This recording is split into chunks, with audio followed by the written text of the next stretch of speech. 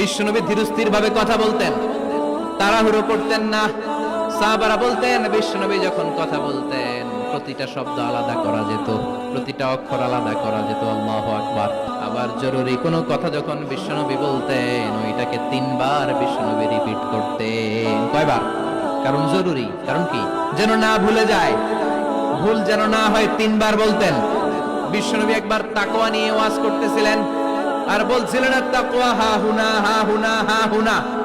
তাকওয়া এইখানে এইখানে এইখানে। কয়বার বললেন? কারণ তাকওয়ার ওয়াজ কি কম গুরুত্বপূর্ণ নাকি বেশি গুরুত্বপূর্ণ? তাকওয়া মানে কার ভয়? যাদের হৃদয়ে আছে আল্লাহর ভয় তারা কবু পথ ভুলে যায় না।